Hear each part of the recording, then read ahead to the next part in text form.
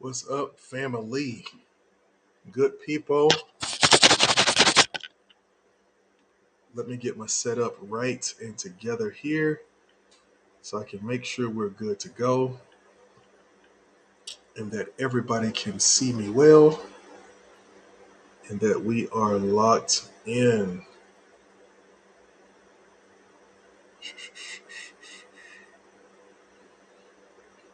Trying to get us up on my live page to make sure that everybody can see me well. Got a little bit of a blur situation going on here, but we are getting it in. All right. Well, listen, I'm going to give it a few minutes for everyone to log in. I know we've got some text and things of that nature going out. So I want to make sure that everybody can see and hear me well and that we are all good to go there. This is my first time streaming from this platform. And so you're going to have to bear with me and make sure that we get this right. I'm looking around on a couple of devices to try to make sure that everybody can see me well and that you got me. The platform I'm using now, I can't see your comments just yet, so I'm trying to get in there to my page to make sure that I can see them. But what we're doing tonight is that we are doing an open house event for the Church Systems Boot Camp, and so I'm giving some of you an opportunity to plug in and to lock into what we're doing and to what we've got going on. So you could see kind of the inside and the inner workings of our program. And so you know exactly who we are, exactly how we operate, exactly how we work, and the whole nine. And so we're getting ready to make some shifts. And as I put in the text message for those of you who get our texts and our emails and all that kind of stuff like that, that this is going to be one of the final times that we're going to be doing our open house for this semester. But we're doing it tonight. I'm getting this last one recorded. But really, we do it from time to time simply because we want to give churches a chance to see who we are before you commit, right? We know that it's no small task to say, hey, yeah, I'm just going to commit to being a part of this thing that I don't know much about. And so in order to kind of avoid that being our reality, really what we say is, okay, we want to give a chance to plug in, see who we are, see what we do, the whole nine. All right. And so I'm still working on trying to get my live page up. I know I sent the link out, so I want to make sure that everybody who is joining us from our emails, from our text list, from all of that stuff like that, that you can plug in and that you could see us live right where we are. And for some reason, I don't see it on my page, on my live page. So let me go in and make sure I did everything right. Oh, there we go. I think I see what I did. Let's see. All right, I told you I was using a new platform, so I'm trying to get it together, and I think it's coming. Get it on there together. If I was in church, I would ask the choir to give us one more song while we get ready and while we plug in. For those of you who just jumping in, I'm using a different platform that I've used before, so I'm trying something different and something new, and so I'm trying to make sure that our pages that we're streaming to all the right places and that nobody is missing what we've got and what we're doing. All right. We are almost there. Give me just one other minute. I did not mean to do that. All right. So I think we are about right. It's showing me that it's on there, that it's in. So I'm gonna trust that it is doing what it said it was gonna do. I'm gonna trust that it is working right and that we're in. So really quickly, if you're watching on any of my social media pages, whether it be my personal Facebook, or if you're watching on our Simple Systems page, if you would just comment for a quick second and let us know where you are. Let us know where you're watching from. Let me know your church name, all of those different things as we get ready to jump in. Because as we get ready to get started here tonight, my hope is to provide you some value, and I would love to know how to connect with you, how to make sure that I get to know you, and maybe we can contextualize some of this. I'm going to be watching from my Facebook page as well, and so as I'm watching from my Facebook page and looking at your comments and things of that nature, I just want to make sure that if you have any questions, that I'm answering your questions to the best of my ability. So if you would just drop that there, and I'll make sure that I'm watching, that I'm plugging in and trying to see what you're saying. All right. So let's jump in tonight. Tonight we're talking about flow. We're going to be talking about organizing your team for success, organizing your team for success. And here's what we mean when we talk about organizing the team for success is that we understand that if the church is going to move forward, many times it's going to be a function of the team that is leading the church forward. And so tonight, what we really want to lean into is we want to lean into this idea of helping you make sure that your team is on the same page, that your team is locked in, that your team is focused, and that your team is moving in the same direction. All right. So let's jump in. So, as we're talking about flow tonight, let me first, for those of you who don't know me, I think it's important that I take some time, that I take a minute to introduce myself to you and let you know just a little bit about who I am, about what we do, about how we help pastors. Right? My name is Henry, and I serve as the owner and founder of Simple Systems Consulting. And at Simple Systems, really, our goal is very, very simple. We want to help churches grow without burning out the leaders and without using complicated marketing strategies. And really, what that means is that we want to help you put systems in place so that systems can help bear the weight of growth so that the leader does not have to. That's our MO. That's our goal. We want to help you get systems in place. And so there are a ton of fun facts about me that I think are really, really valuable. And I put some of them there on screen. But just suffice it to say, I've been serving in ministry for a while. And I believe there are a ton of things that I can add and that I do add to the teams and the churches that we have the pleasure and the opportunity of working with and of serving. All right. So as we jump into this, I want to start. I love to start these webinars. If you've never been to a webinar with me before, I love to start by kind of setting some foundation, right?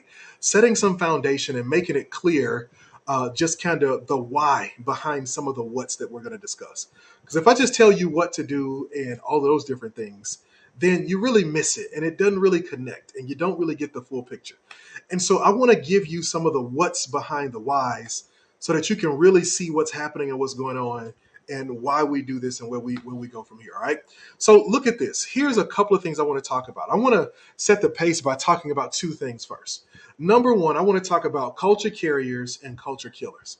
All right. Culture carriers and culture killers. And here's what I'm talking about when I say that is that you're going to have on any given team, on your team, on the teams you lead, you're going to have different kinds of people plugged into your team, right? You're going to have different people. And what you need to recognize are the difference between those who really help to build the culture and those who may help kill the culture. And not just people, but really ideas. Because I don't want you to just throw this at people and just go around like that person is a culture killer. Like it's really an idea or a mindset that we really want to deal with. All right. And so let's talk about these different things. Let's talk about availability versus ability. All right.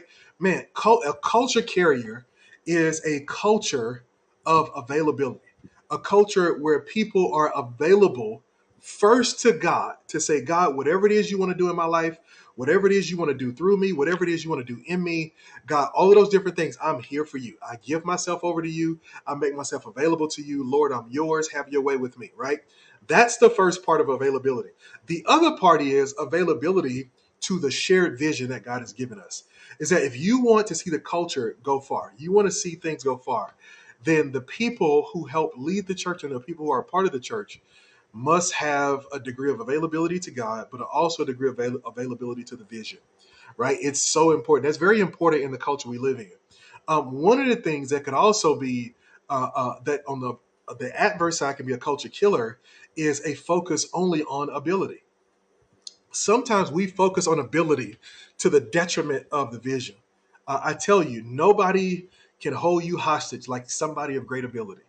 And so one of the things that you want to make sure is that you're not awarding or rewarding a mindset that says, I have great ability, but I don't have or need to have great availability. And I mean that from every facet. I think it is a detriment and it is a travesty for somebody to be greatly gifted of God, but not available to God. For somebody to be available to be used by God, or who have the ability to be used by God on a stage, but not be available to God in their prayer closet. And so we want to make sure that we're watching that we're watching that tug of war between availability and ability. The next one is faithful versus fruitful. We want to talk about a culture carrier as being faithful over the ministry God has given you, being faithful over the people God has given you, being faithful over the opportunity or the vision that God has given you, but then also understanding fruitfulness. And this is where this becomes a culture killer. If we define fruitfulness the wrong way, it becomes a culture killer. If fruitfulness is all about numbers, if it's all about butts in the seats, if it's all about how much money comes through the offering, if it's all about those things, then we miss it. Then we miss a great deal of what God wants to do. We've got to redefine what it means to be fruitful, because again, if not, we can continue to push forward these wrong ideas. Then number three, you've got tell me versus teach me. There are some people who are tell me people, and they say, look, just tell me what the vision is, or tell me what the team has decided, and we can go for it. We can get it done. Then there are some people who are teach me people, and you need to understand the difference. You need to understand who people are, because it becomes a culture carrier when you understand that somebody is one of those people that says, hey, look, just tell me what to do and I'll go do it. God bless you. That's okay. And some people are teaching me people say, no, teach me why you're thinking that way so I can start thinking that way down the road in the future, and you don't have to always tell me, right? And it becomes a culture carrier when you know exactly which of those people you're dealing with. It becomes a culture killer if you expect one of these from people when it's not who they are. When you expect a tell me person to be a teach me person, and you get frustrated with them because they're not just grabbing it and going to do it, right? So you need to understand the difference. And then last but not least, obviously a culture killer is a my way attitude. An attitude where somebody says, hey, look, it's my way. This is how I like to do it. This is how I've always done it. This is how I want to do it. This is me, me, me, me, me. Then obviously, that's going to be a culture killer. But if you have somebody and you have a team of people who are focused on doing it our way, who are focused on saying, hey, look, let's do it in the way that is best for us, then it becomes something completely different. That's where it becomes a culture carrier, where people are on the same page and they're moving in the same direction, right? And so now, with that in mind, here's what we want to think about. We want to think about what it means to build people in the church, right? What it means to build people in the church. I'm going to say that again. What it means to build people in the church. Are you building people, right? Are you in a space where you're thinking intently, where you're thinking seriously, where you're thinking in a focused manner on really what it means to build people into who God has called them to be? Right? Are you thinking in that way? Are you thinking in that manner? Are you thinking in that space of going, okay, how do we make sure we're investing in people, that we're building people, that we're walking alongside people, that we're caring for people? Like, how do we make sure that we're doing that? Here are three questions that I want to ask leaders, three questions for the leaders out there that I really want you to answer. Number one, what kind of people do you want in the church? I want you to answer that question. What kind of people, what kind of leaders, what kind of team do you want to see yourself have within the life of the church? All right.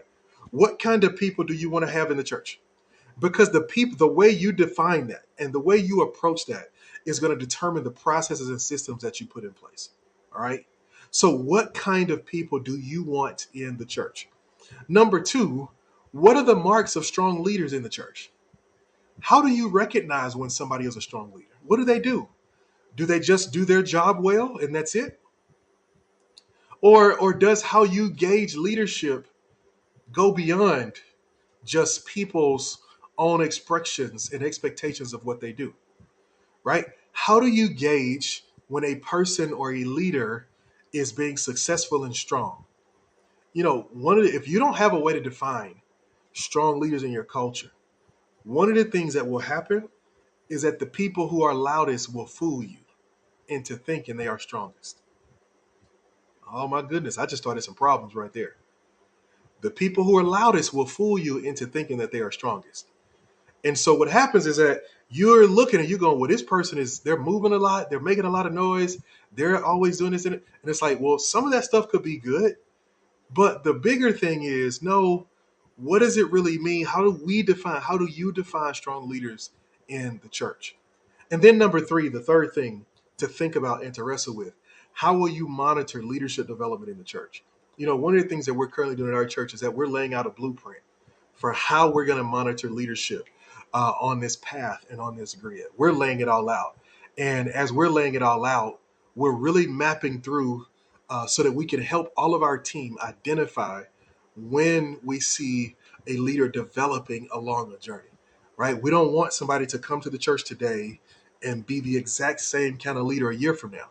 And so we're mapping out exactly what that looks like, and you want to do the same. All right. So when you think about building people, and if you're looking at the screen, that funnel is something we call the church funnel. It's a part of our program, but we talk about how we want to move people intentionally through that funnel to help them become all that God has called them to be, to get them from engagement the first time they ever see anything about us, do anything with us, engage with us, all the way to leadership, to the point where we think in our minds, how do we get people from where they are today to being able to lead a church or to lead a campus somewhere down the road into the future? And if we were trying to help people get there, what is the journey that they would have to go on is what we really think about. All right. So that's how we think about. All right. So before I talk to you, I'm going to give you some really practical stuff to organize your teams, because many of you who are a part of the program, this is something you've been asking about. This is something I know you've been wrestling with. This is something that's been a bit of a challenge.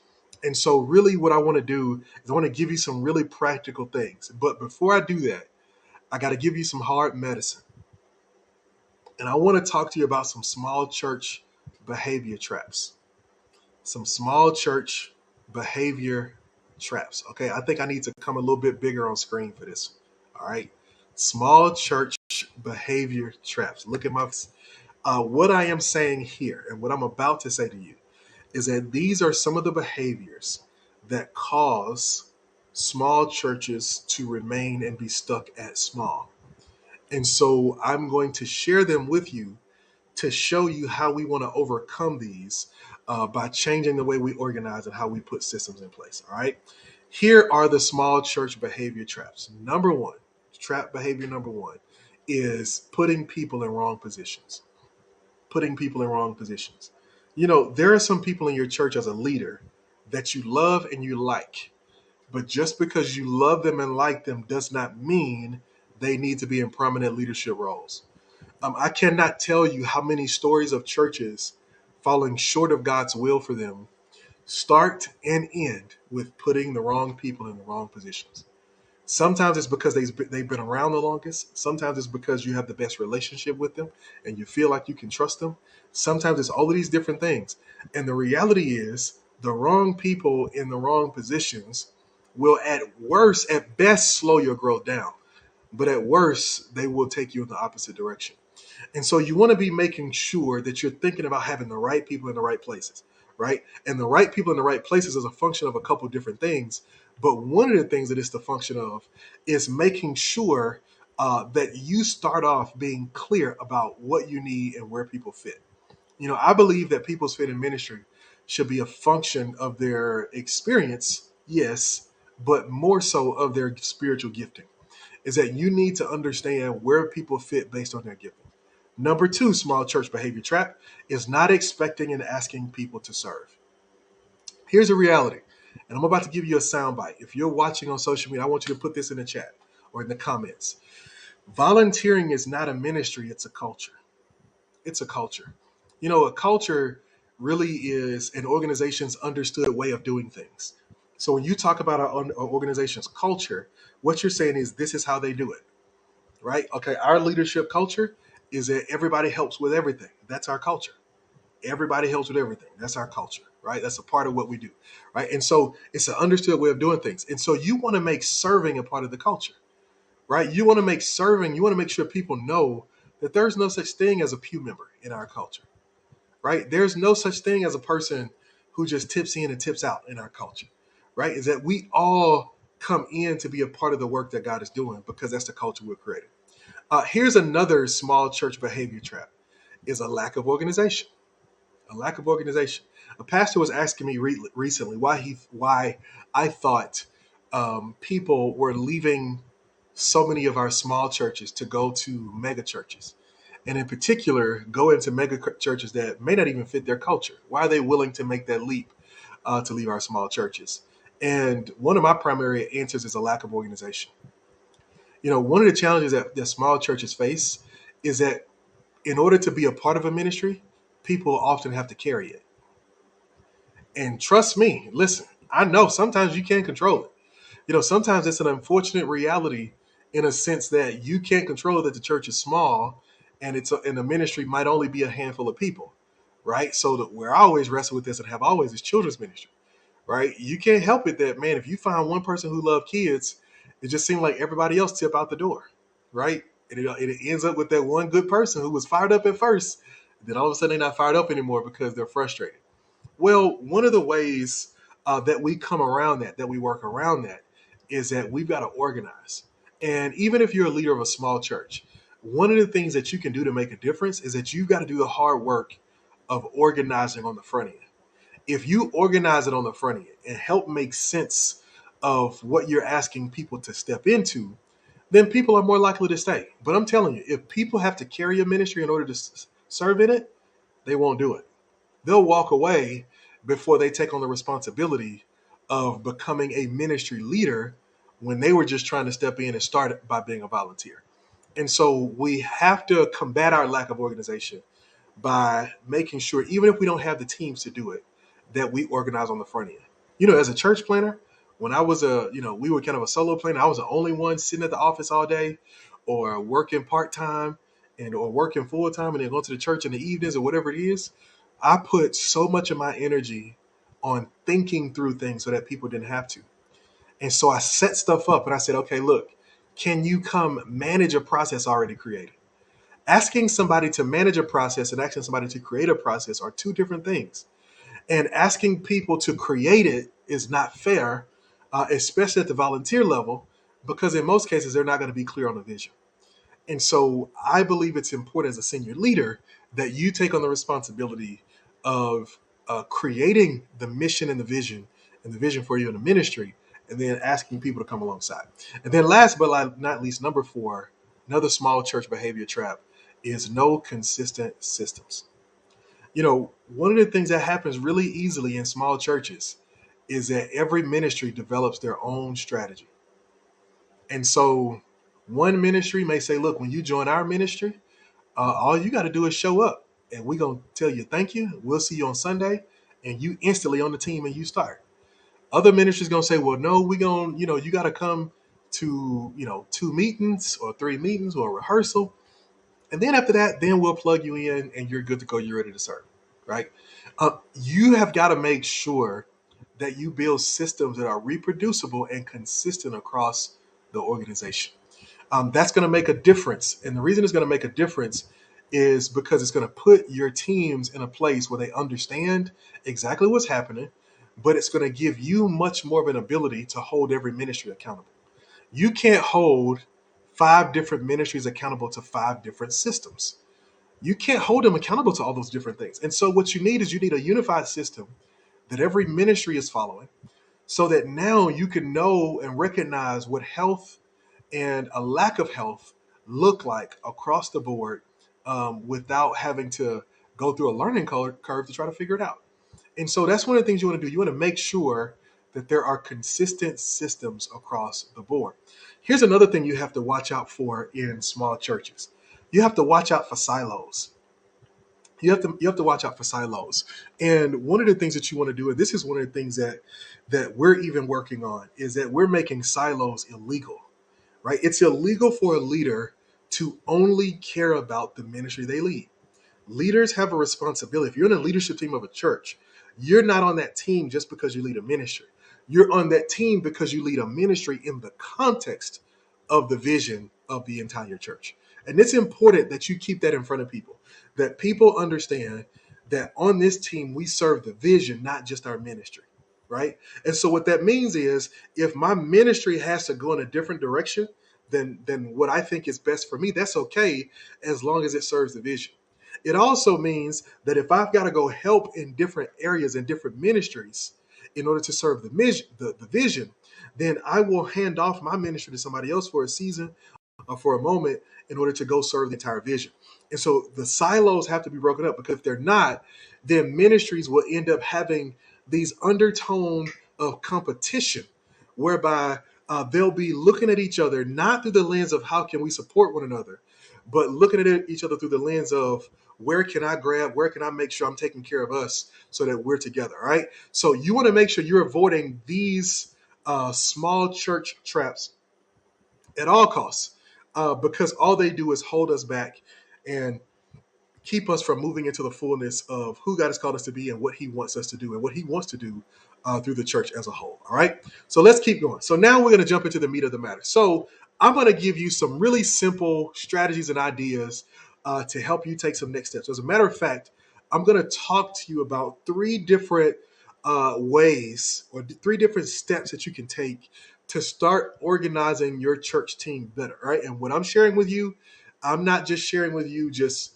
at the wazoo. Like, this is something that we've done, that we're actually doing, that we have seen work over and over again.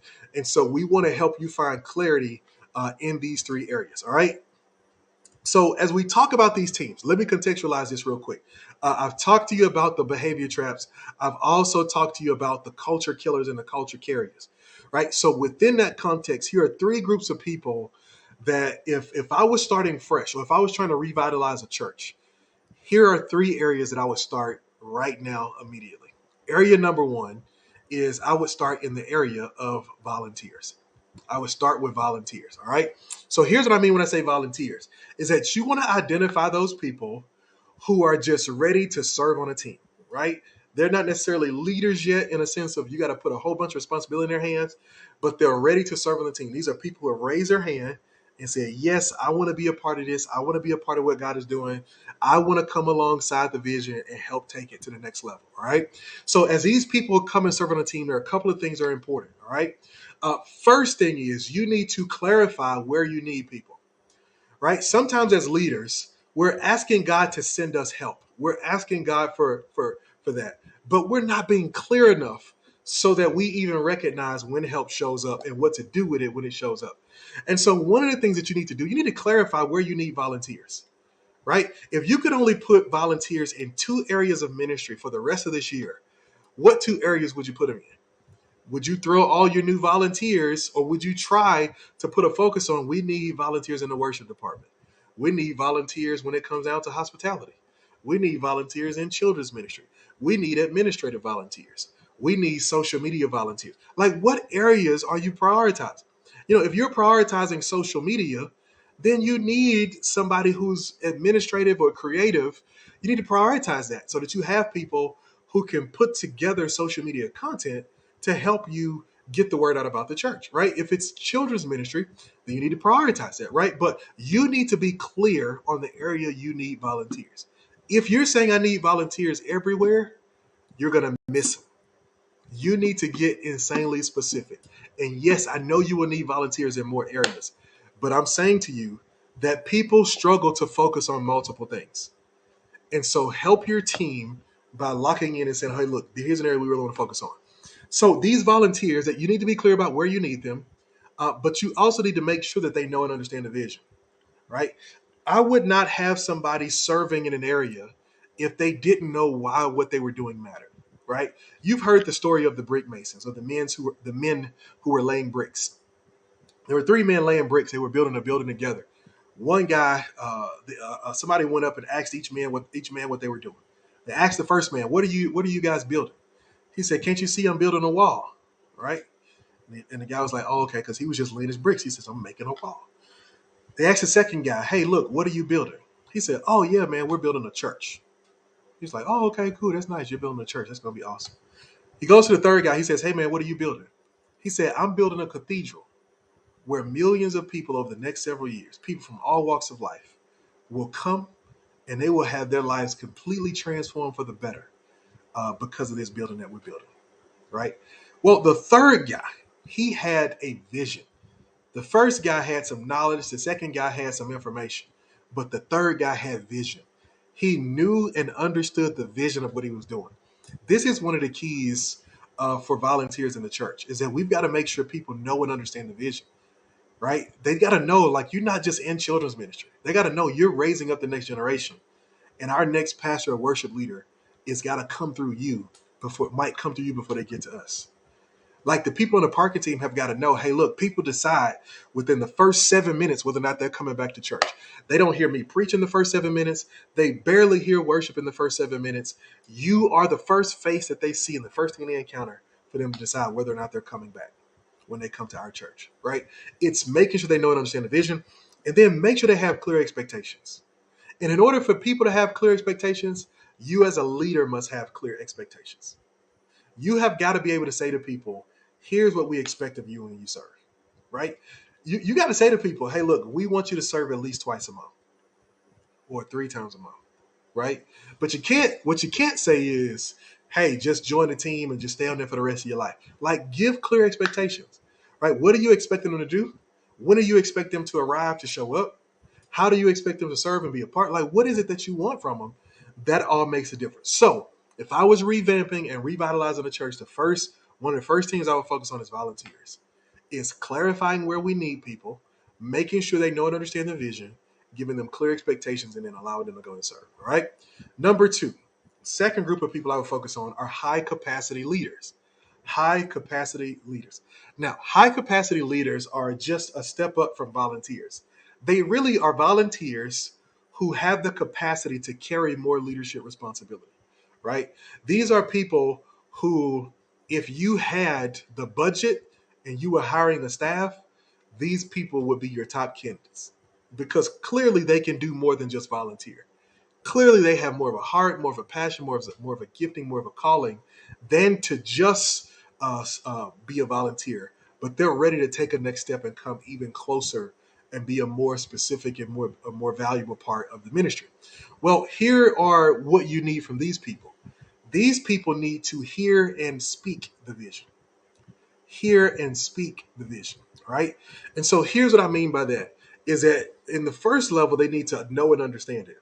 But here they need to hear and speak it in a sense that at some point or another, they need to regularly have an opportunity to hear the vision, but then they also carry the responsibility of taking that vision and echoing it to the people that they lead, right? So now they go from just looking at the leaders to cast vision to now they become vision casters themselves, but they're casting the same vision as leadership, right? They're casting the same vision as the leaders and the leadership of the church.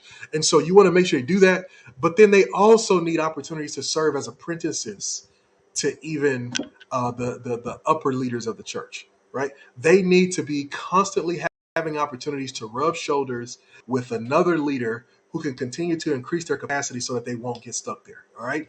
These are your high capacity leaders. And so with this team, I would be thinking about people like these are people who could help lead a ministry, right? If you walk closely enough with them, they can help you do that. Like I think about one of the best high capacity leaders that I ever worked with. It was this young lady by the name of Sarah, right?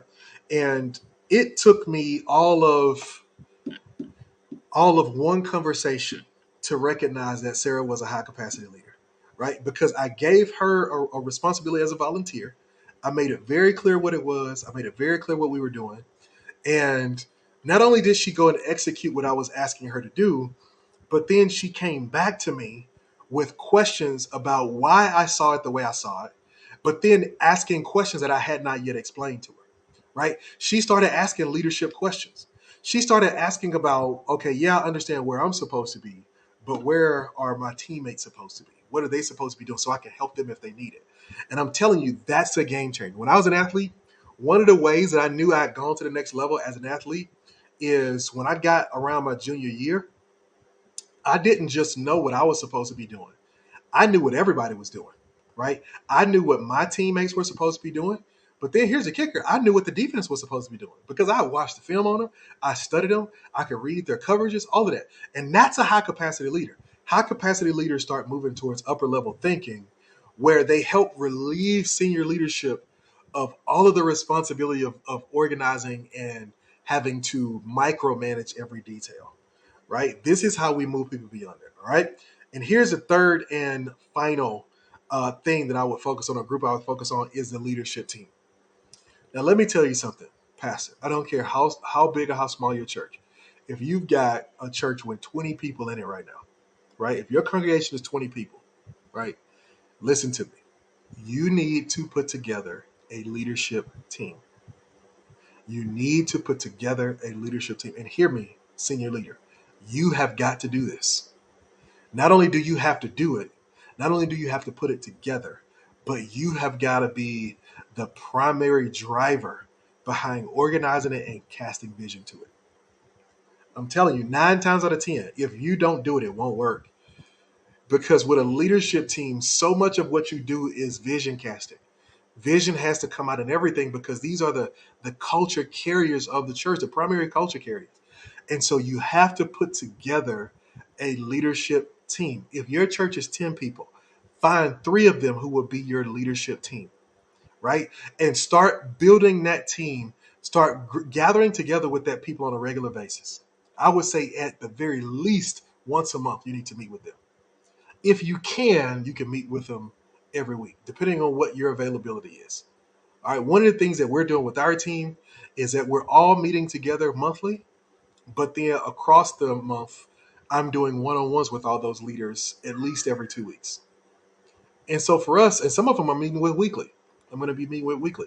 And so, but it's constantly making sure that we're together, that we're building relationships, and all of those different things. And you do it for a couple of different reasons. Number one, they need to have the vision in them. You need a group of people who understand the vision as close to with the same clarity that you do as possible. You need as many people who can understand the vision with you as possible.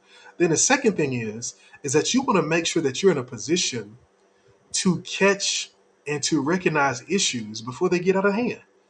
You know, sometimes as leaders, we find out about things when they're at the nuclear level because we weren't close enough to the people to recognize the signs before they showed up.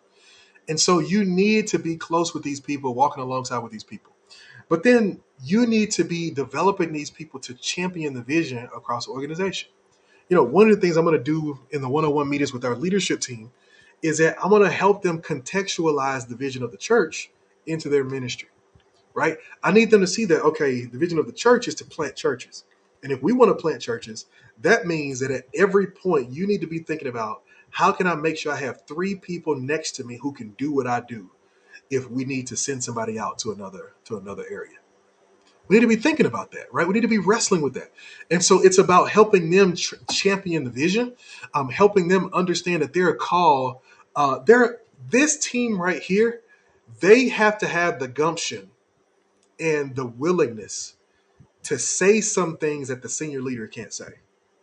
This group has to be willing to go and address some issues that the senior leader could address but shouldn't address because they need to be able to come back around and come alongside people after they have been corrected, right?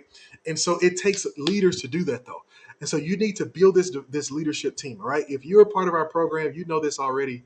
But one of the things that we're serious about is just making sure that you put together a plan. This is one of the things we talk about in our organization module, in our worship planning module. All of those things are in there where you can get that template to help you do this, to help you start investing in that leadership team, because you've got to invest in them to get them. And if you're somebody out there who's saying, man, look, I don't think I have leaders like that right now. In module 0, if you go in there and walk through the organization module, in one of those modules, I talk to you about how to organize your week and how to spend your week.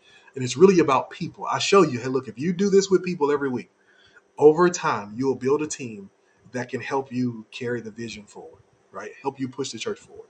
And so you want to have these people, and these people typically lead a specific area of ministry, all right? They run through, all right? So 3 things I would really work on right now.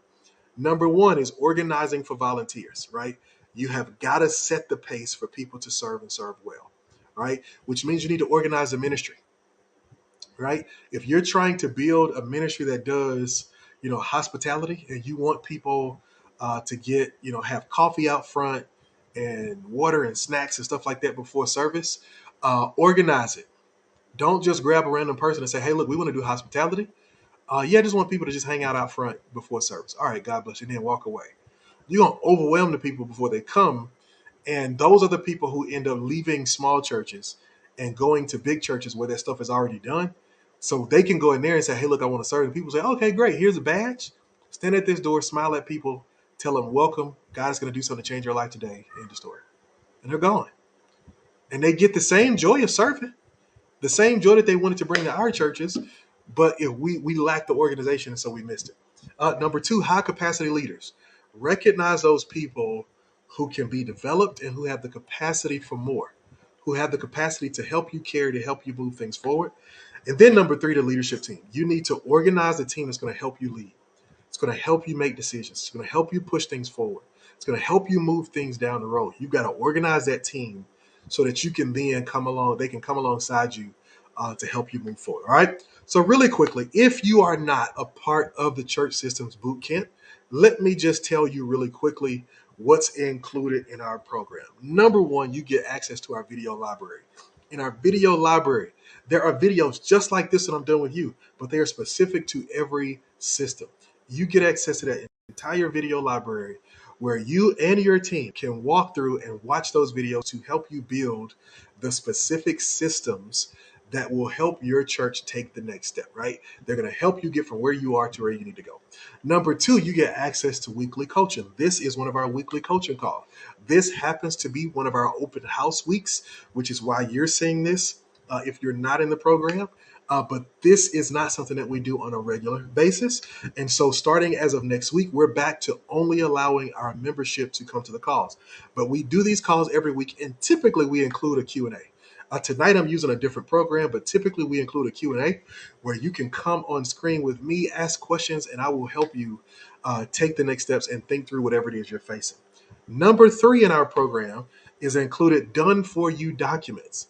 With the done for you documents, what we're doing is that we give you the documents that help you go ahead and take the next steps right now. With every video that you watch, there's a document there. All you got to do is make a copy and you can edit that document and you have a document for your system that is ready to go instantly. No waiting, no delay. You can go right now and take next steps in the vision. And then number four, which is also a really, really, really valuable thing, is that you get access to monthly calls with me. You can do that monthly call one-on-one between me and another senior leader, or it can be me with your entire team. But I give you a calendar. It's first come, first serve. There are slots available to schedule meetings where we sit down together and we really walk through the process of helping your team take next steps. I help you with some accountability. I help you with some organization, with some clarity, all those different things to make sure that we can help the church become all that God intended it to be. As a bonus, if you join our plan with lifetime access, we will build for you an online discipleship course. That's right, an online discipleship course where we will make it possible for you to host a discipleship or new members course online that people from anywhere in the world can join and take that course at their own speed, at their own pace, because they're a part and connecting with your church. So listen, if you want more information about plugging in and plugging up with the Church Systems Bootcamp, all you got to do is go to getchurchsystems.com to learn a little bit more about our program, about what we do, about who we are. Getchurchsystems.com. And when you go to getchurchsystems.com, you will discover exactly what our program is. You'll schedule a call with me. And on that call with me, I'll give you an opportunity to plug in, to say yes, and to connect with our program in the way that will really help you take some next steps. So listen, I hope that this has been, matter of fact, I know this has been helpful for you tonight because I know I gave you something that will move the needle because I always allow the Holy Spirit to guide what I'm going to talk about on any given week. And this is a topic that he put on my heart. And so I know that there is somebody out there who needed to hear it and who wanted to take it a step further. You know, I somebody asked me recently, why do I give away so much free content, and why do I do things like this that are free, is because at the end of the day, I'm an apostolic leader and a pastor first. And so I want to help the church. I want to help people in whatever way I can. And we're going to continue to do that through our Facebook groups, through our Facebook pages. We're going to continue to give away free content. But for people who want to take it a next step and want to work with us, then we invite you in to come in and be a part of our program, so that you can get a chance to see exactly how it is that we can help you make a difference. Listen, I hope that you've enjoyed this tonight as much as I have. I am looking forward to hearing some more about what God is doing in you, what you're hearing, and where God is taking you at the next levels. Listen, click the link now, getchurchsystems.com. I look forward to seeing you and meeting with you soon. God bless.